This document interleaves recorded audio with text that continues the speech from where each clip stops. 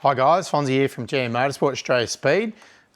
We've got the race car back on. We've basically changed from a TK camshaft to a JS1. The reason we did that is I wanted a bit more punch out of the corner. So we'll show you what the results are. A little bit skewed because they changed the diff ratio, which we didn't know.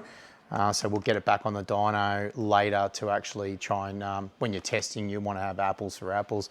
But we'll show you what it does and yeah, how it sounds, and it's pretty cool.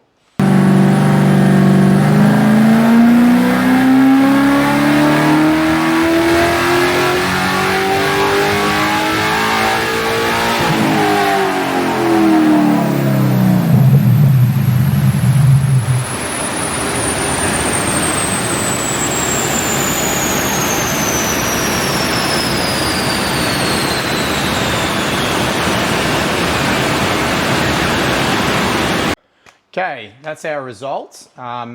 Very healthy 385 rear wheel kilowatts. I think it rang 389 before at 6.5 and 6.4. So that's a very meaty engine. That's on slick tyres as well. You got to be careful with that because they can heat up and the tyre pressures for testing. So we'll do some overlays, and basically what we'll see is, unfortunately, the diff ratio changed, but you can see the trend of the JS1 cam coming on a lot earlier, and even the torque over here as well. So basically you can see that. So coming out of a corner, and that's what they were looking for in this car. Basically it'll be easier to drive because the power will be there and then it won't hit so abrupt up top. So it should be pretty quick. Is it the perfect cam for this motor? Possibly not for overall power and torque, but for the driving and the circuit which they're after, it's going to do the job because it's going to accelerate and get there. They obviously changed the diff ratio as well, so that's going to suit it on the track, but it does skew our numbers. So yeah, it can show you the trend realistically of the two. So the difference up the top is 388, 389 or something like that. Close enough, and the other one was 396. There's 8 rear wheel kilowatts between the two camshafts. Now that's not a complete comparison because they've changed the diff ratio, and what we have to know with the windage loss and the diff losses is basically it will draw less power at the tyre, not the engine. So that's not conclusive. So it'll be interesting when we run the car back up, apples for apples, we'll change the diff ratio. And get some more data when they go through it as well. So that's on that side note.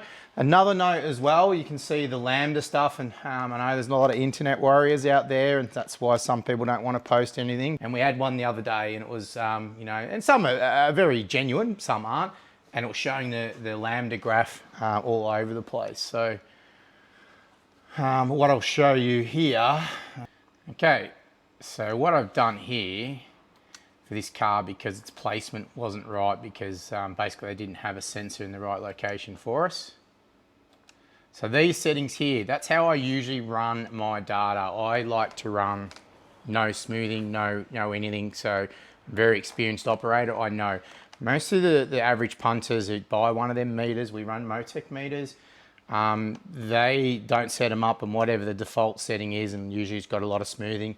Even when people buy new dynos, sometimes they set them up with, you know, at least medium or whatever it is. I do not. So sometimes you're going to see some funky stuff, but we do that so we can actually see what's going on, or possible problems or faults or nature. Sometimes it's good to have some smoothing, but majority of times I don't. So I'm going to show you, and there you go. And there's all the wiggles and everything else, and done.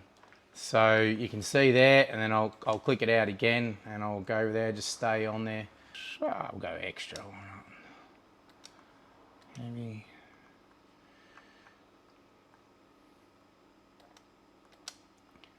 Oh, magic. And it smooths everything up. So that's some tech behind there. End of the day, you know, we're experienced operators. We know what we're doing. You know, if you're seeing something way up in the Lambda or anything else, it's probably a reason why we're doing it, or a sensor reporting here is not quite accurate because it's placement. It could be a lot of other things. I could be hooking up to my laptop with another wideband sensor, and this one running auxiliary second shotgun. there's so many reasons. So, you know, we've been experienced, we're around for 30 years, we know how to tune cars, we know what we're doing. If you're seeing something there, it's not because we might be killer lean or killer rich. Sometimes there is a reason, and some people are very genuine about it, some people aren't. So that's a bit of an insight to why you might see it or done, or why other people don't see it on their graphs or dynos. It's called a simple thing of smoothing, and most generic stuff comes out with it. Hope that helps. Thanks, guys.